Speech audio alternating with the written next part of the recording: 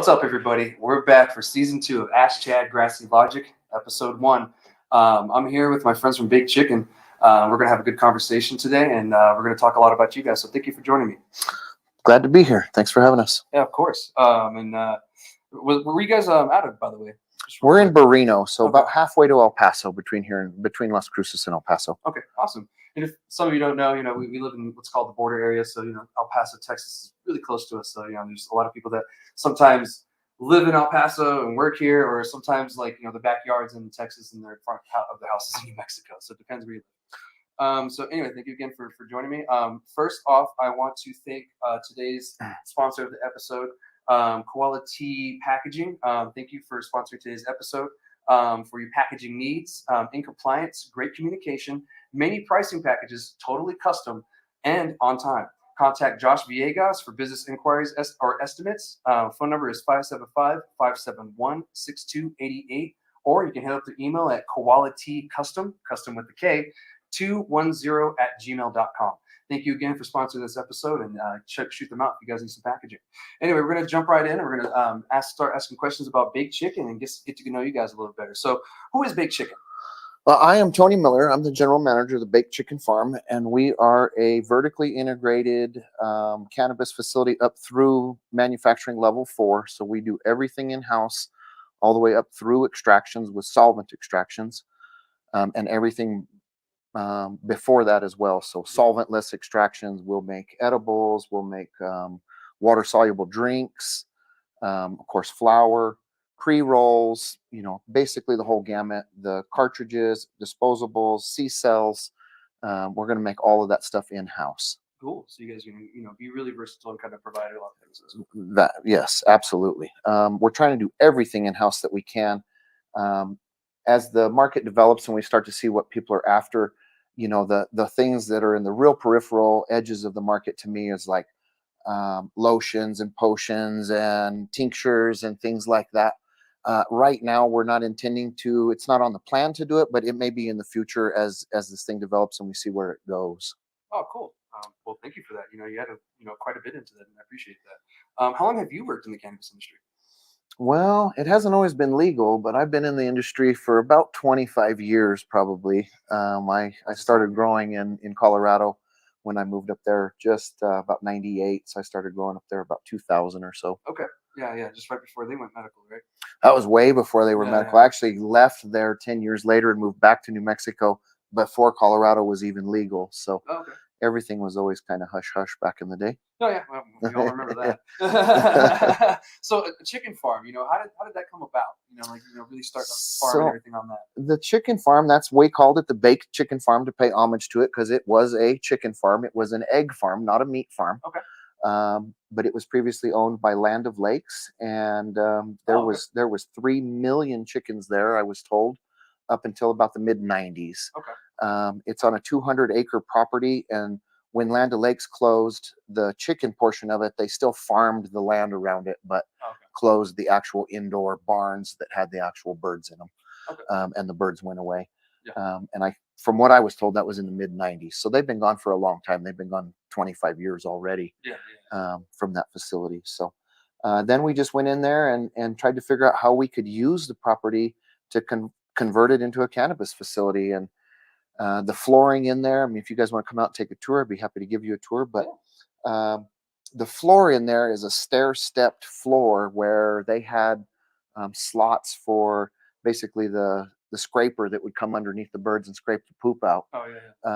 And the birds were all suspended in cages from the ceiling so that there was nothing touching the floor. And the whole entire building slopes downhill one direction. So it's 550 feet long. Okay. It's 50 feet wide, and it all leans down to one end. So we went in there and divided each one of those into 5 buildings. So there are 100 feet in each room. And with all of the natural sloping and stuff, we went in and came up with a system to put trays to do drain to waste with cocoa bags on top of that, and we do all drain to waste. I repurpose the water. It's called drain to waste because it doesn't go back through the cannabis, but we do recycle the water and repurpose it to the rest of the 200-acre farm. There's a few places that do that. Yeah, it's kind of one of the good things that needs to be happening as far as the way this industry grows, because you got to do something with that runoff water. Yeah. it's valuable water, and it needs to be used on a plant somewhere to clean the water up. Yeah, You know, you don't want to just be running it down the drain. But we went in and came up with a plan to convert it into a cannabis facility, and it's worked out really well so far. And now we're still in the construction processes of finishing out the manufacturing side. So cool. production with the plant side is fully up and running. The manufacturing side is getting close. I'm going to say a month from having the construction done, and then we'll get into inspection phases, and then after inspection, it'll be up and running. Cool. So you guys are still going, and still going. Yep. It never stops. That's the thing about it. Evolving. It's supposed to evolve forever, hopefully. Yeah, it's ever evolving, especially Yep. with this industry and everything and the way things go. How many plants are you guys growing out there? So I have 850 plants in each room and 10 rooms, so 8,500 plants flowering, and another 4,000 in veg, más o menos, somewhere in that neighborhood. Yeah. So about 1,250. Okay. 12,500, somewhere in that neighborhood, depending on what day of the week it is, if they've just been harvested or if we have an extra set of clones coming out. Yeah. Because I know that's a lot of plants to take care of, even on the veg side and the flower side. It is a lot. I'm staffed up right now. Of course, the office staff and my construction crew still, and the manufacturing crew that we're using to put all this together. I'm at 37 people employed out there right now. Gotcha. Well, that's a lot of area to cover, and looks like you guys are doing pretty good for yourselves. So it takes a lot to get it done, and I couldn't do it by myself. That is for sure. And I have a really, really good team that I lean on and does a really good job of keeping the production side moving forward, so that I can kind of lean on the manufacturing side to get it done. Yeah. To get the construction stuff done. Nice. Yeah. Always got to delegate. Yeah, definitely. So, what are some of your favorite cultivars that you guys are growing right now? We typically have about 15 cultivars in rotation out there, but some of my favorites so far, taste and smell wise, Nimbus Snacks, God's Breath, Garlic and Bananas. Nice.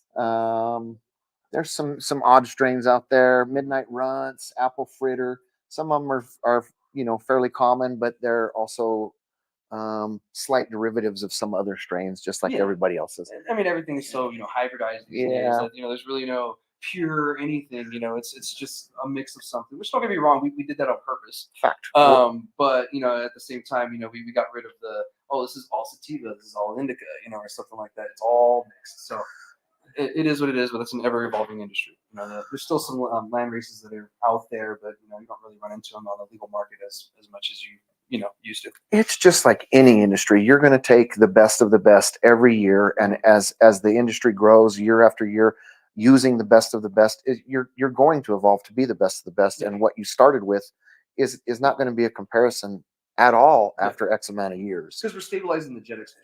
Everything, everything. We're like 60 years behind, regular farming and their stabilization of genetics.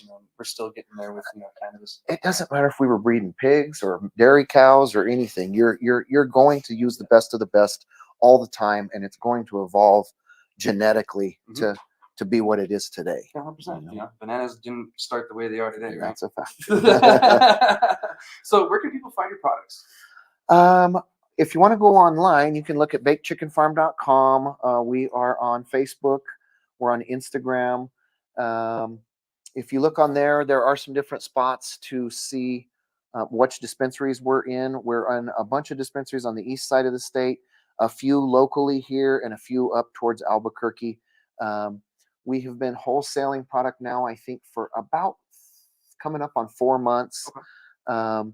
And so we're just getting into the stages of getting this stuff out and getting in a constant rotation and motion to get this stuff through.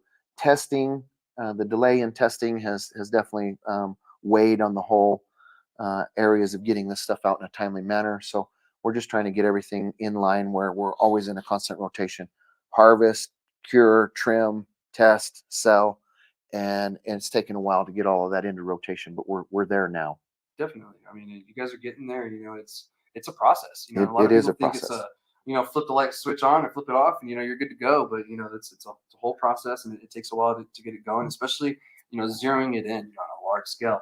That takes a while. So I'm glad you guys took your time and you're able to zero it in and get it. We are definitely still dialing. I'm not going to say that we're not completely dialed in, because we're not dialed in, and we do strive to be the best. And right now it is not 100% the best of what I'm looking for, and we will continue to tweak it till we get there.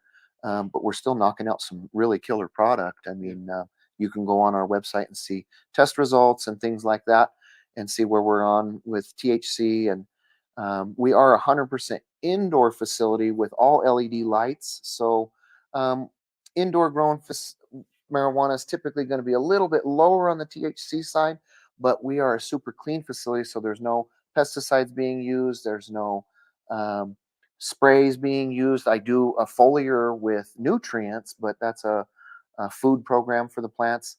Everything that we do there is biological pest control. We don't have bugs in the facility, but we use biological bugs as predators to monitor the facility and keep the facility clean. So we try to do everything as biological as we can. And so the product just ends up a better product, being clean indoor product, climate controlled, all the way through till it's in a bag. Nice. Yeah. And, with the industry moving, well, the customer base moving more towards, the terpene profile and like the full spectrum, as people call it, the higher THC is becoming less and less of a thing. Here in New Mexico, it's still a thing, but in other places, it's starting to change. And I feel that, is coming for New Mexico. So, I mean, if you guys put out good terpene cannabis, you should be all right. It's you got to taste it. You got to smoke it. The proof is in the pudding, so to speak, and you have to smoke it to see what it is, because it's more than just the high. It's more than just the flavor. It's more than just the smell.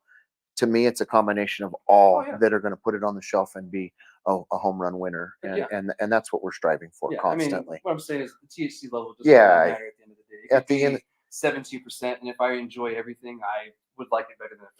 And a lot of the times, that's more of the case than not.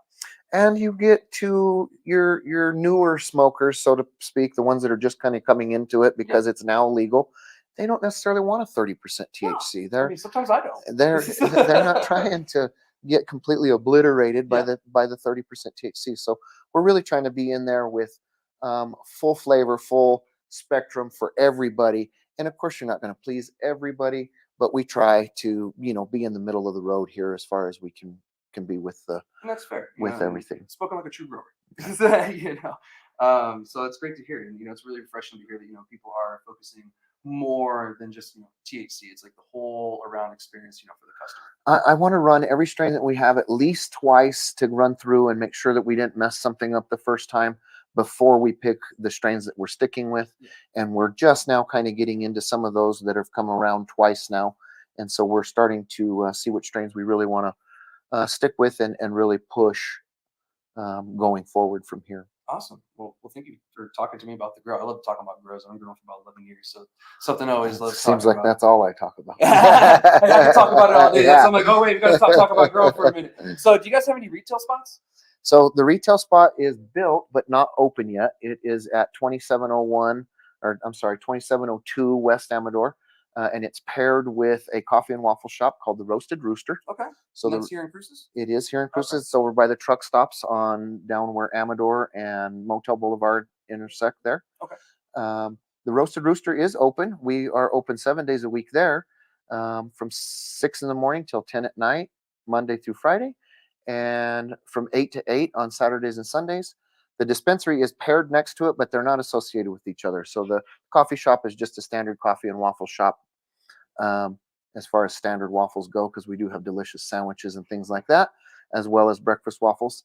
But the dispensary is not in the waffle and coffee shop. So they are two separate businesses.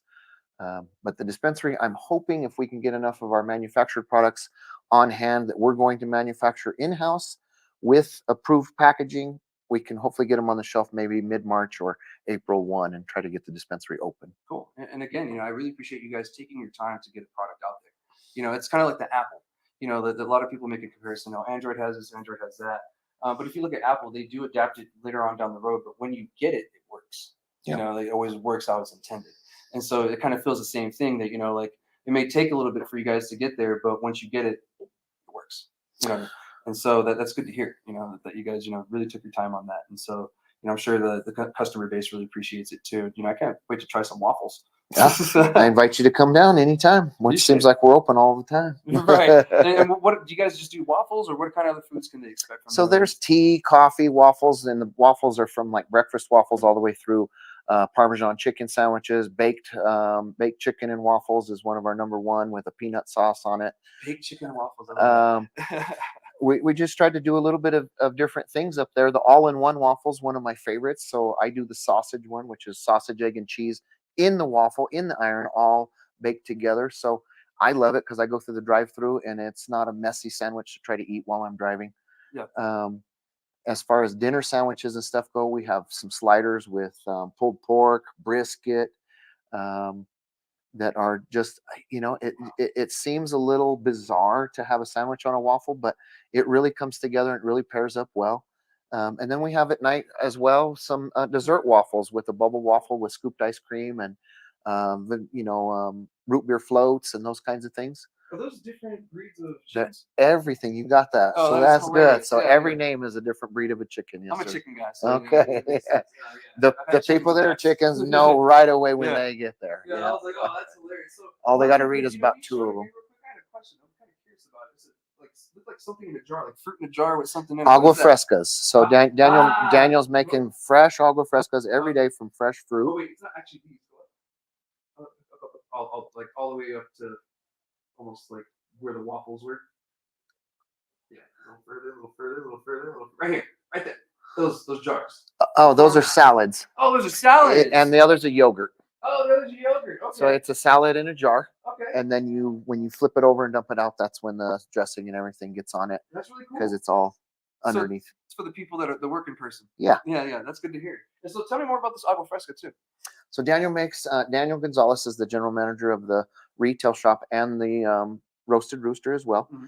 And he's been in the industry as far as drink masters and bartending and such for a long, long time. But he makes custom agua frescas with fresh fruits that they blend and strain and pair with other fruits together to make agua frescas. Nice. They typically have 3 or 4 flavors, 4 or 5 flavors every day, all from fresh fruits. Oh, cool. I mean, that's always good to hear because sometimes when you get an agua fresca, you don't know if it's from powder or if it's from real fruit, because sometimes they add like a little bit of fruit in there, and so they try to fool you, but, it's good to hear that it comes from real fruit. If I'm not mistaken, the only thing he uses is some high quality lemonade that comes in that we purchased that is a custom squeeze lemonade. Yeah. Everything else is blended fruit that he's doing there and straining. That's cool. That's good to hear. That's sounds yummy because whenever you get that, it's always a better agua fresca than the lemonade is just a pairing inside it.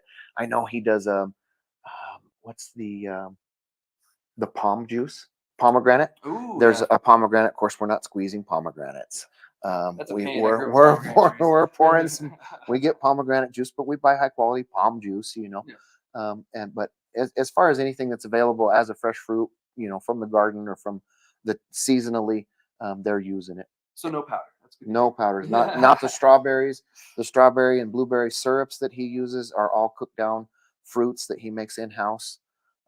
Everything's as fresh and local as we can get. We're pairing with local farmers for pecans and for anything else that we can get as far as the coffee beans and whatever we can serve locally and seasonally. That's cool. I've noticed that people in New Mexico kind of appreciate that more, and the flavor's always a little bit better. It is a farming community, so farmers lean on farmers for sure. 100%. Got to support each other. Yep. So what are the plans for Baked Chicken as a whole as a company?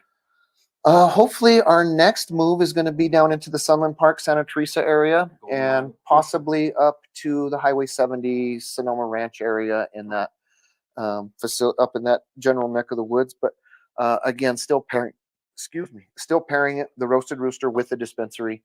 The combination of the two has so far proven to be very viable, and everybody's very excited about it.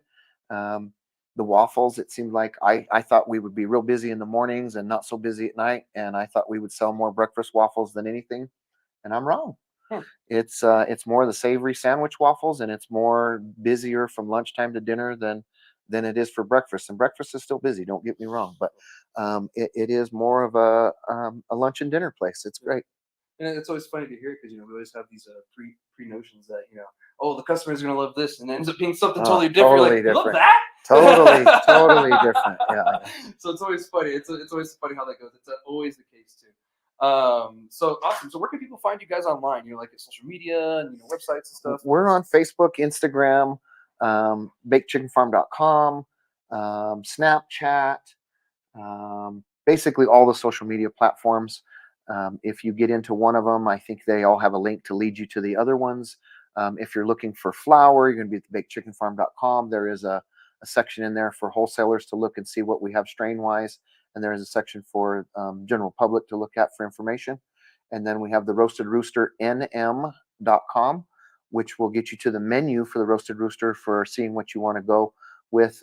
Eventually we will have online ordering, and we haven't pulled the trigger on that one just yet. It is set up, but it's a little more difficult to actually launch.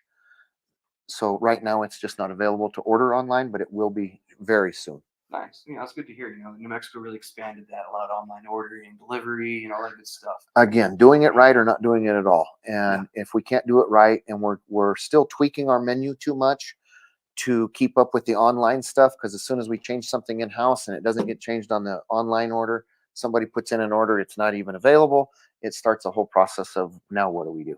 You want the overall customer experience. We want it to be right or not at all. It's got to be Chick-fil-A. Yeah, there you go. It's got to be Chick-fil-A. And everybody knows what I mean when I say that. That's good to hear. Well, thank you for joining me, and I look forward to continuing this conversation with you on the other topics. So, thank you, everybody, and Big Chicken again. Thank you. Thanks for having me. Yeah. So once again, I want to give a shout out to Quality Packaging for sponsoring today's episode. Find them on Instagram at Quality Customs with a K. All right, we're going to move on. We're going to talk about the 2024 legislative session. It's underway already. Pre-filing started, I believe, the 1st or the 2nd. I think it was the 2nd. And right now what that means is you can put a bill in. It's not being heard or anything. They're just kind of piling bills in. I went to check this morning, and there's quite a few bills that pertain to cannabis. We'll get into that a little bit more. As you guys know, the session is either a 30-day session or a 60-day session. On the odd years, it is a 60-day session. The even years are a 30-day session. So we're in an even year. This year is a 30-day session. It's going to be a lot shorter this year, obviously, than a 60-day session. We don't have much time really to do anything. So, hang on, what's going on? Oh, okay, cool. You can edit that. So we don't have much time. Now you got to edit. So we don't have much time this year really to get much done other than trying to change a few things, because next year we'll have the 60-day session. That's usually when we have time to do really long bills. Because if you guys remember, in 2021, it took a special session for us to even get cannabis passed. It was a really long bill, don't get me wrong. It was over 100-something pages, I think almost 200 pages long. But it did get passed, and it took a special session. What are some things that you kind of, hope to see, come from the session, some changes maybe? I don't know exactly where they're at with things that they're trying to change or add. Okay. I haven't gotten into the bill currently to see what they're trying to do. As far as what they're doing, I need the legislative people to get CCD up to speed to be in congruence with what the industry really is in the state. Yeah. We need CCD answering questions and doing stuff in a more timely manner, pulling inspections on people. If we're going to do it right, everybody needs to be doing it right. There needs to be some sort of enforcement where licenses are being checked, packaging is being checked, products are being checked. There's a lot of out-of-state product coming into this state, right, wrong, or indifferent. It's happening. Mm-hmm. And it just, if everybody's going to play by the same rules, we need to be playing by the same rules. And so as far as I'm concerned, in the legislative, it's not really a legislative piece. It's more of CCD and them needing to get more staffing and more things up to speed on their end to be in congruence with the size that the industry turned into be in such a short period of time. Yeah, and they're asking for more funding, and they're actually asking for more power, because they're having an issue right now shutting certain places down because they only have power to do so much. So they need it. They need the power. They do, and I agree, because if they don't, we're going to end up with a crazy, overlapped, weird, lumpy system program, and it's going to look bad. Kind of already is. Yeah, and without them intervening, it's going to stay there, because there's a lot of players in this industry that don't belong here. Yep. They're doing it wrong. They're hurting people.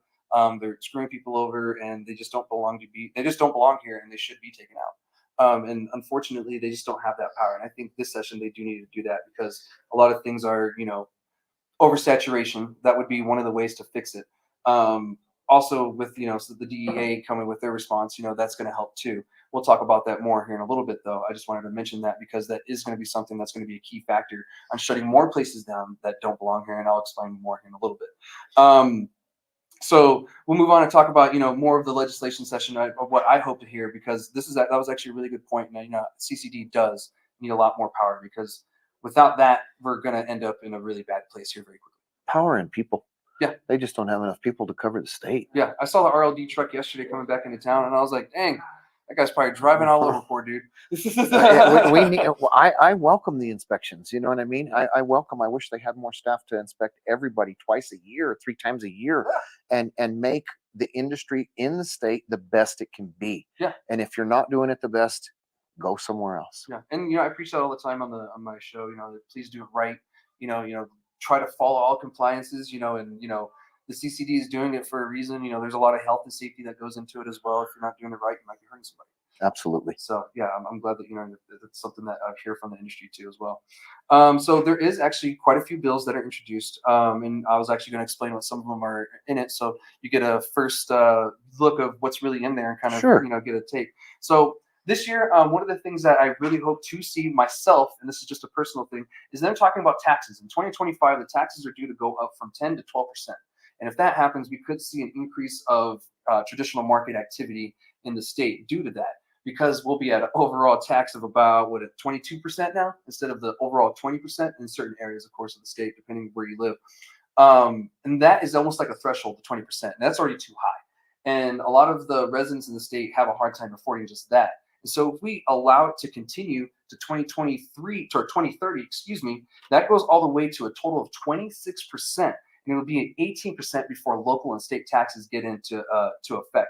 That's how we get up to a 20% now, is because of the way that the tax is going. So if that happens and we increase the taxes all the way to that, or even just next year, the 2% that is going up, we could see a lot of illicit activity because people just won't be able to afford it. One thing that I kind of threw out there that would help is we lower the tax for local residents and keep this increasing tax for out-of-state purchases, meaning the people that are probably purchasing from Texas.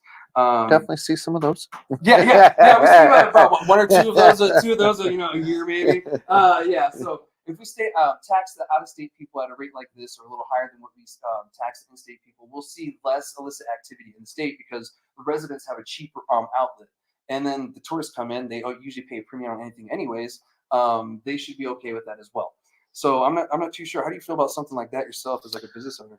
Like the taxes increasing. I don't definitely want to see taxes increasing. No one wants that. It definitely costs a lot Yeah. after you give them the price of the product, and then you come back and hit them with another 20% on top of that. They're like, well, I thought you just told me a price. Yeah, exactly. Well, it's tax. It's just like anything at the store, but they're used to a 6, 7, 8% tax at the normal store.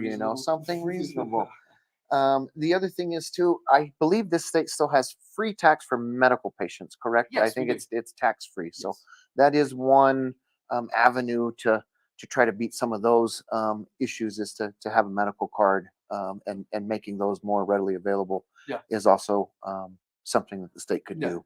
And I know I sound like like I'm complaining about something crazy, because here in California, it's crazy. I know you guys are tax crazy in California, but for New Mexico, we're this very ain't California. Yeah, exactly. Thank you. This isn't California, guys. And this tax right here would hurt our residents if we keep allowing it to increase. So I think this year we have to tackle this, because next year it does increase. And so if we tackle this year, we can at least get ahead next year. When it comes to the new bill, we don't even have to worry about that part. It's already done. We can worry about the things that do need to happen. I feel micros need more cannabis plants. That's one thing that I've kind of seen overall from the micros themselves, saying we just need more plants. Like 200 just doesn't cut it. And I get it; they can buy more, whatever, et cetera, et cetera. But it kind of becomes annoying when you got to do that instead of just getting the plants and kind of building out yourself. So that's one thing that I have seen kind of proposed in one of the bills, was increasing plant counts for the micros. So that's good to see. And I'll tell you guys a few of the bills. There's actually a whole page and a bunch of bills that have cannabis in there. I have to go through them myself, because I just looked this morning and I was like, oh man, I'm going to be busy this weekend. But I'm going to be in Eastern New Mexico too, so it's going to be a little bit different. So with the 30-day session, I've mentioned this before many times, they usually just worry about the budget. And that's the reason why it's so hard to get this stuff passed. And that's why I feel passing something like this, a tax change, will be a lot easier. To be a smaller bill, and you can get it to the chambers a lot quicker. Because sometimes things just get killed over in a committee, and we all know how that heartbreak is. So ensure you guys are watching my socials and everything, because I'm going to keep everybody up to date on what's going on. Like if the bill is introduced, if there's a committee hearing going on, I'll send links for the webcast so you guys can watch the committee hearings. I put it on my TV and throw popcorn at the TV and cuss at people. So you guys can do the same yourself if you like, if that tickles your fancy. I do it so that way I know exactly what's being said from my representatives and how they're representing me. It's a way that, the state can be transparent. We know that the people that we voted for are doing the jobs.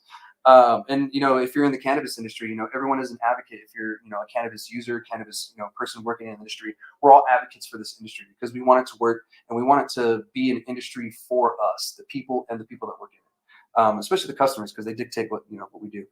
Yeah, without customers we have nothing. Yeah, exactly. We have nothing without our customers. So thank you so much for purchasing all the cannabis you guys have, because you guys have purchased a lot. Thanks for smoking. Yeah. Was it like $500 million? It's getting up there. I saw a $30 million report from Sunland Park. Yeah, from January to November. Yeah, that was a lot of cannabis. So again, just keep an eye out for those guys. Make sure you're following everything, so that way you can get a clue what's going on and know exactly what's to come in this following year. Because laws change every year, bills get introduced every year. Let's just hope that nothing crazy gets introduced here in New Mexico. But I got a couple here that I'll talk about now. So we have a few bills that were introduced, like I said. So the first one I'm going to talk about is HB 157. What that stands for is House Bill. So it means that someone in the House introduced this bill, and this has to deal with packaging requirements. Pretty much, it's just saying in solidification and like in stone, you cannot use cartoons, you cannot use celebrities' likeness, like those Tyson ears. That well, actually, those were Evander ears. Excuse me. Yeah. That Tyson was selling. So here in New Mexico, you can't do that, or that's what this bill says.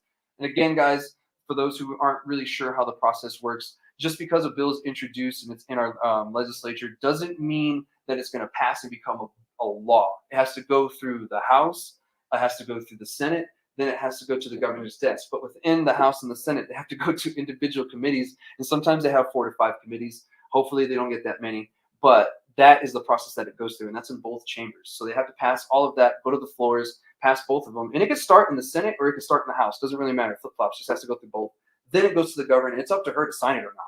So it has a long way to go, and we have 30 days to do this. That's why I'm saying I don't know if many to all of these are really going to go anywhere. Next, I'll talk about HB 158. That one is a DWI thing, and there's another one in there that's similar that has to do with saliva tests, a roadside saliva test that they're going to be doing. And I remember last year they had something in it too, but I don't think they quite knew what to do. It was more or less looking for something for a roadside test. I think they found something, and it's a saliva test thing. And I'm going to be quite frank. It looks pretty graphic on how you got to do it. It looks it's like a little rocket you put in your mouth, and you got to suck on it like a sucker. And then that's the way that they collect the sample. It's a sponge, yeah. Yeah, and that's the way they collect the sample to see if you're currently stoned. Is it accurate? I don't know. It would be kind of cool for some of the citizens to get it and kind of try it. I kind of wish that they would do this in like a controlled environment instead of like sending the police out with it randomly. It's all right, go try it on people. And, if they get charged, whatever. But if we find out it doesn't work, whatever. I kind of wish it was more in an environment like that. So I have to read these bills and kind of see what exactly they're going to do with this to see if, the community should support it. What do you think about these so far? I'm not a big DUI fan, but not either, we can't you can't just be rolling around all wasted either. So yeah, they've got to come up with some way of doing it as long as it's accurate. And the thing with marijuana, again, it's in your system for 30 days or more. And so coming up with an accurate system that shows that you're currently high and not something that happened yesterday, as long as that's accurate, we're going to have something. You can't be driving around drunk for the same reason. It just needs to be an accurate test. If it is accurate, then I'm a firm believer. But if we're just going to start, you smell like weed, you get a DUI, then that's not going to fly either. Yeah, and there's some language in one of these bills that pretty much solidify that smell is not probable cause, and so that really helps because police do that all the time, and I think the legislature saw that and saw the issues that came from the way the wording was. I was like, okay, we got to kind of just make it solid so that way no one can really go around it and kind of screw people over. So yeah, I appreciate that. Yeah, because I want something that's just accurate. If it's just a test that you can fool with sugar, like some of the others that we've had in the past, that's not right. And we shouldn't be doing that. Especially here in a state where people are really poor. That's not fair. So the next bill that I'm going to talk about, and I'm only going to give you guys a few. This is just an example of what's in there, just a little handful. This is going to be the Cannabis Regulation Act changes, and that's pretty much what it's called. This one is the one that is calling to increase micro plant counts. I'm not sure if it has anything in it, like, license closure or anything like that. So I knew you guys were going to ask me questions like that later. And you guys can look for yourselves too. I always try to post the NM Legis website so you guys can look at these bills, and I usually post the links. So I'm not too sure what else it has in it. It doesn't seem like anything crazy. If you look on the bills, anything underlined is something new, anything crossed out, something they're taking out. So keep that in mind. The next bill I want to talk about is HB 331. So this is going to be pretty much correcting the language in the CRA when it comes to background checks. Because as of right now, the state can't do federal background checks due to a mess up in the language that they did. It didn't comply with federal regulations, of course, like, the bureaucratic system that it is. And they have to update it so that way that the federal government can actually do background checks here, because I guess we've had a couple of instances where people got through the cracks that shouldn't have been in the industry, who had a lot of federal charges, and it caused some issues. That person is no longer in the industry from my understanding, which is good. But with this change right here, we could see a little bit more of a crackdown and less people in the industry that shouldn't be here. Essentially they just won't be able to renew their license. So to me, that seems like a plus. I haven't read the bill fully yet to see exactly what it says to really give a yay or nay or support. But I will, as the session goes on, of course, update all of you on some of these bills that are actually getting through legislature, getting hearings, and what could change. So what do you kind of feel so far with these though? Again, everybody needs to be doing it right. And if you're not meeting the requirements, you're not doing it right. Yeah. And so if these changes are going to give them the ability to make sure everybody's doing it right, we need it. Yeah, I agree. I think some of this is just kind of correcting some of the problems that they thought that they had the ability to do something with that they really don't. Yeah. And so now they're trying to get a little bit of power to be able to pull people's licenses and actually shut them down and lock their doors, where some of that stuff is not doable at this point. Yeah. And hopefully it's something that isn't just meant to just shut licenses down just to shut them down. Hopefully it's fair, and it's the reason to shut them down to do something bad, illegal, et cetera, et cetera. Inspections, time for corrections, all of those kinds of things. But there needs to be a line drawn in the sand that it's this or it's not. You're either doing it right or you're not. And if you're not, we need to be doing something different. 100%. Yeah. There's way too much money invested in the people that are doing it right to allow the people that just come in from the sides and bring out of state product is the biggest issue. Yeah. And then get it into BioTrack and get it into this state unfairly, unduly, unjustly. And that's actually another bill that I saw in there. I didn't mention it in this, but it's a tracking system bill. I haven't read it, haven't opened it. I don't know what it says, but I do know that there's a bill that's introduced to do something with our tracking. I don't know if it's to get us a new tracking system or if it's for the state to create one like they tried the last time in the other bill. But I'll update you all once I figure it out. But there is something in there when it pertains to tracking. I do feel personally, this is a personal opinion, that we do need a better tracking system. It's very flawed. People can manipulate it very easily. We've seen that over and over, and a lot of people have told me through the industry, and I've seen it myself. And we need something new, and this is kind of an old system that kind of needs to be updated. It needs to be updated for sure. There is a lot of manipulation, even if you have to go in and put an excuse or a description of what happened.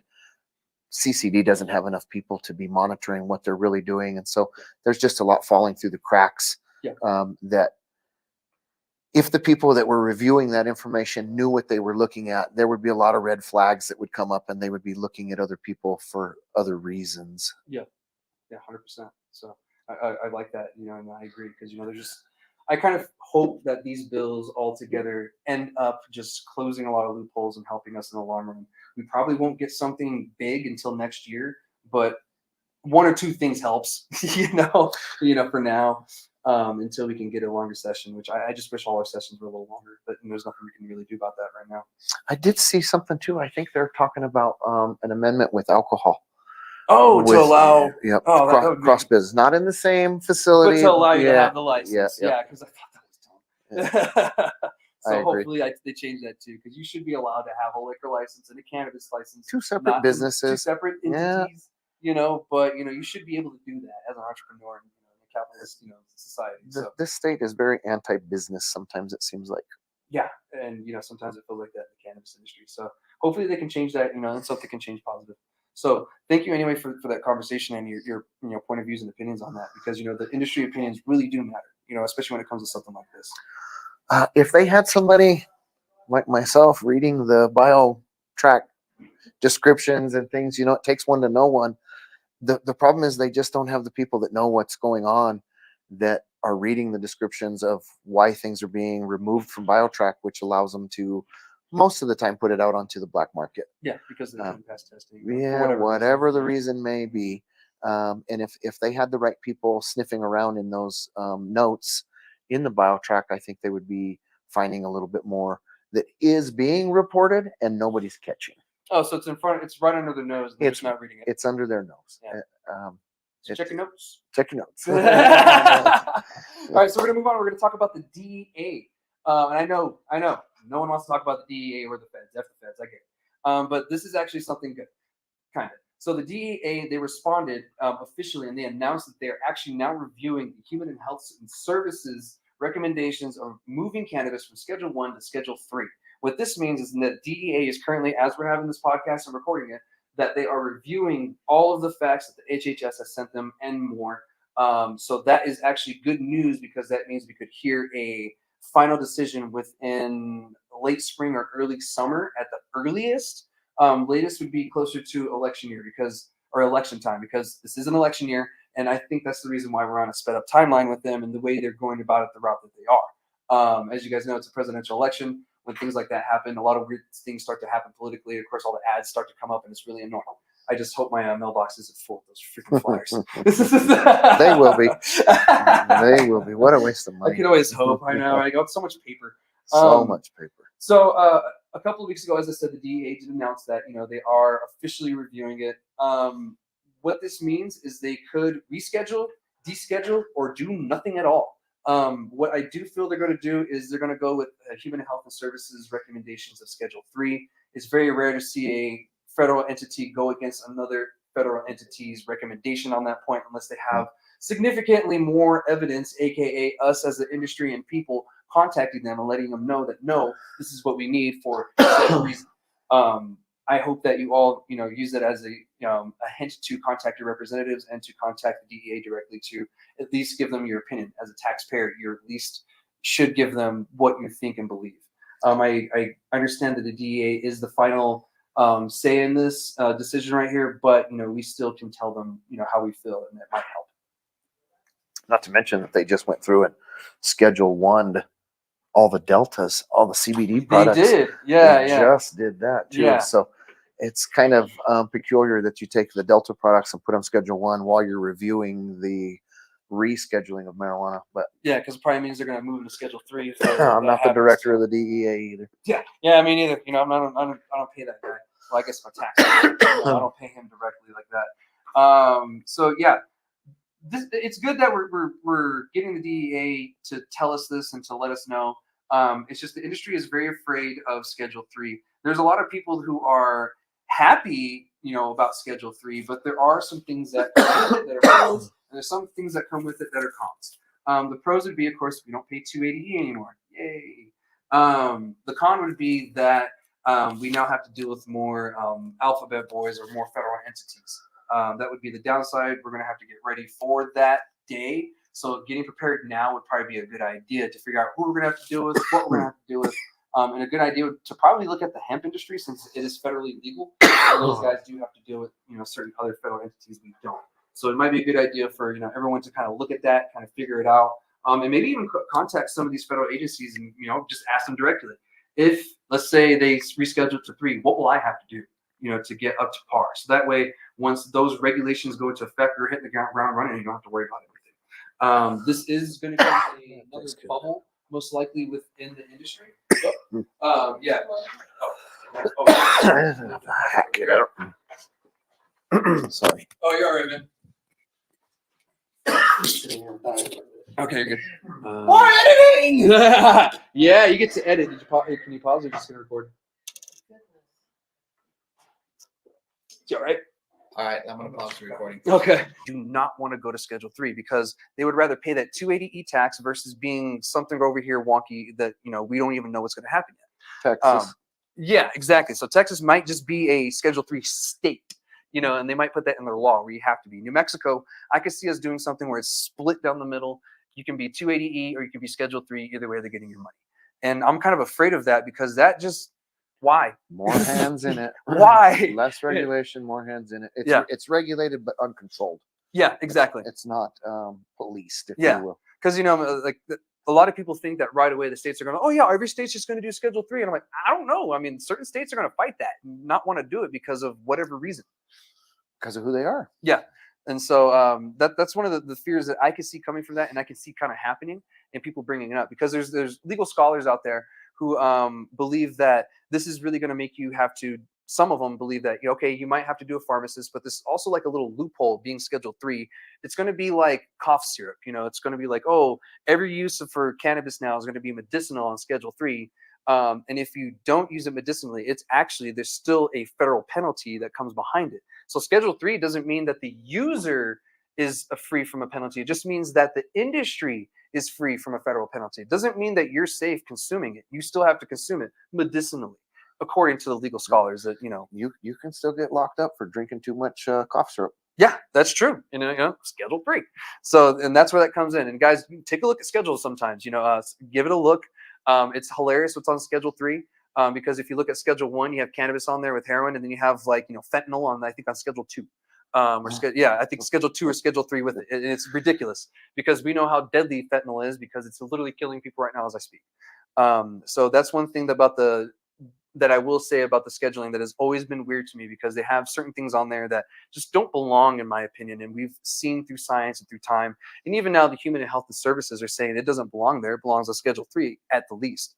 But I hope the DEA has enough sense to see that there is going to be a split industry in certain states, meaning I'm going to nickname it now. It's going to be a 280E industry or a Schedule 3 industry. That's the easiest way to tell them a different apart. One's paying a federal drug illegal tax and one's paying a regular bracket tax, but they're in a Schedule 3 bracket with other big pharma guys that are going to be competing with them too. And that's another fear that a lot of people in the industry have been saying for a long time is the fear of big pharma. I'm not too sure if you have that same kind of feel or fear. I think everybody kind of thinks I am big pharma.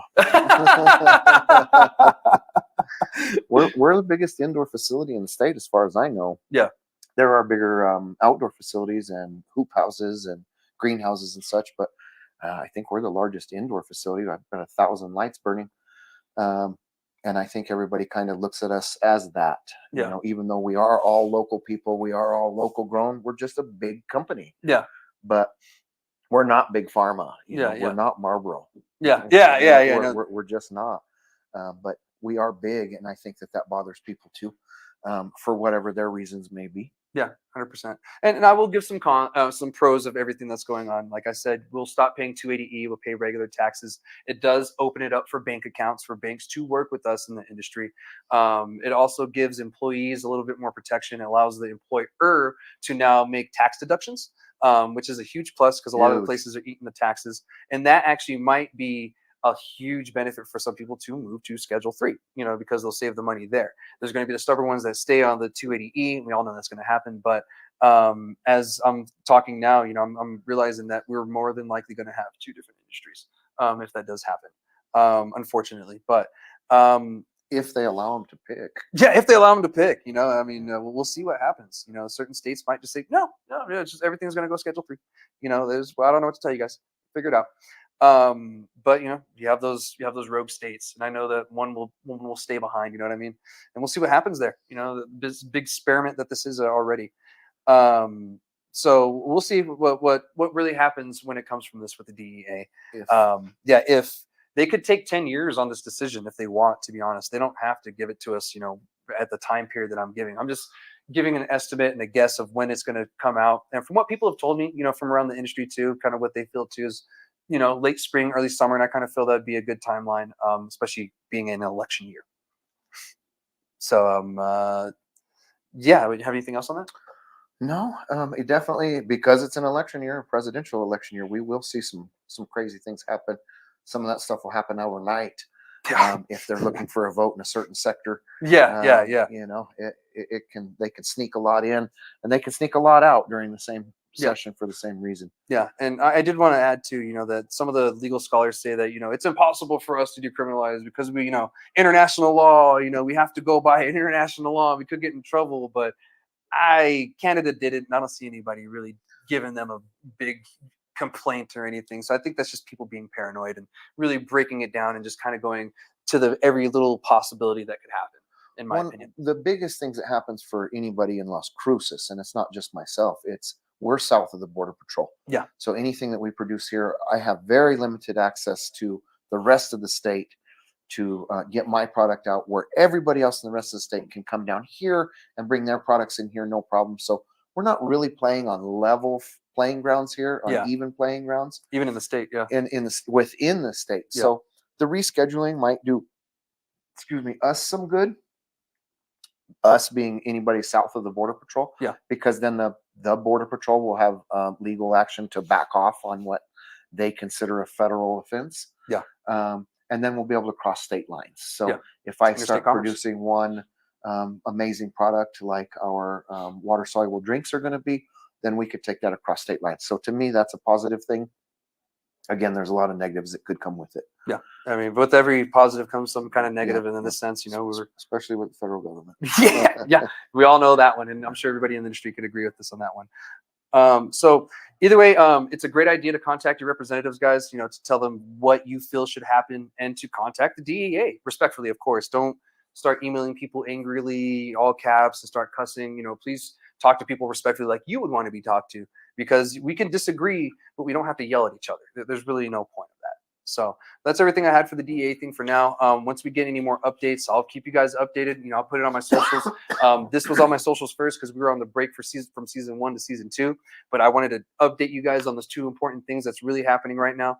As the weeks go on, I'll update you guys more what's going on. So that's really what I have for the show. But I got a couple more bonus informations for you. As you guys know, I've been doing these town halls around the state, trying to get the local businesses, in those areas, their opinions of what's going on, how we can fix this industry, what we can do, because we really want to try to get this put into a bill eventually in the end. And I kind of feel that would be helpful. I know this year it probably won't pass, but it's something good to have next year because it's a bill by the industry. We're really getting a consensus of what everybody wants and needs. And that's kind of really what I want. So the more of you that show up to these town halls, the better information and data that we get to put in there, because this is something that you guys have been telling us. And, we're going into this non-biasedly. We allow you guys to talk, to give your piece, and we, write down exactly what you say. So if you guys want, we're doing 3 more this month. I know, crazy, right? We're going to be in Clovis, Carlsbad, and Hobbs. This week we'll be in Carlsbad. So this Friday, January 12th at 610 North Canal in Carlsbad, and it's going to be 5 p.m. to 6:30 p.m. So the following week we're going to be in Clovis and Hobbs. So keep that in mind. These 2 are going to be going on at the same time. The good people at the Plug NM are going to be helping us with this one. They're going to be conducting the Clovis meeting while we're down south in Hobbs, or more south, down in Hobbs, and we're going to conduct that meeting at the exact same time they are. So we're going to have 2 different meetings going on at the same time. So those of you in Clovis can all go and attend that meeting, put all your data in, and give them everything that you want to spiel. And us down in Hobbs, we're going to do the same thing. So the Clovis location will be at Nature's Solution. That address is 1301 North Prince, and that's Clovis, New Mexico. That's going to be the same time, 5 o'clock to 6:30. And then down in Hobbs, we're at the same exact time, 5 to 6:30. We're going to be at Strained Gardens, and that's at 321 East Alston Street, and that's Hobbs, New Mexico. So if you guys are in the industry, if you know anybody, I'll have the flyer out here probably later today, and I'll be sharing it every day up until the events of these. If you guys could attend these, that would be great. We've been getting a lot of great feedback and information and data from people around the industry, because we went to Albuquerque, Solon Park here in Cruces, and now we're going to be headed to Eastern New Mexico to collect more data. So if you guys can show up, that would be great. So thank you again to Quality Packaging for sponsoring today's episode. You can again find them on Instagram at Quality Customs with a K, or contact Josh Villegas at 575-571-6288. They are providing the cannabis industry with great packaging, custom boxes, designs, and signs. Quality made men with quality made products. All right, guys, I'll see you next week. That wraps it up for this week. Thank you again for joining me. Thanks for having us. Yeah, I can't wait to go down and check that grow. Should be a fun time. Anytime. Yeah, and try the waffles. All right, guys, I'll see you next week.